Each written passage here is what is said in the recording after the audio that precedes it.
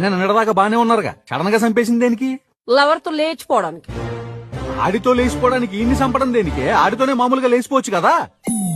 ఏంటి పుల్లబ్బాయి నువ్వు మాట్లాడేది? ఒక ఆడపిల్ల, మంచి కుటుంబం నుంచి వచ్చిన పిల్ల, మంచి మర్యాద తెలిసిన పిల్ల, మూడు బ్రతుకుండగానే ప్రియుడితో లేచిపోయిందని ఒక మచ్చ తన మీద పడితే తట్టుకోగలరా? కనీసం పెళ్లికి ముందాన్ని ప్రేమిస్తున్నానని పేరెంట్స్ తో చెప్పుండొచ్చు కదా. ఎంత ఈజీగా చెప్పేశా పుల్లబ్బాయి. భయభక్తులు, కట్టుబాట్లు, పద్ధతి పాళ్ల మధ్య పెరిగిన పిల్ల తల్లిదండ్రుల దగ్గర నిలబడి నేను ఒకటి ప్రేమిస్తున్నానని ఎలా చెప్పగలదు పుల్లబ్బాయి? కనీసం అని లేపేసే ముందు కూర్చోబెట్టి ఒక మాట చెప్తే మనసు ఒప్పుకోకపోయినా మనిషిని బతుకుంటే చాలనుకుని ఆడే దగ్గర వీళ్ళిద్దరికి పెళ్లి చేసేవాడు కదా.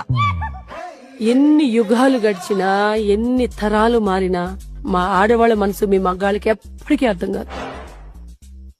ముగుడే దగ్గరుండి వేరే వాడికి పెళ్లి చేశాడంటే రేపు వాడు సొసైటీలో తలెత్తి తిరగలడా?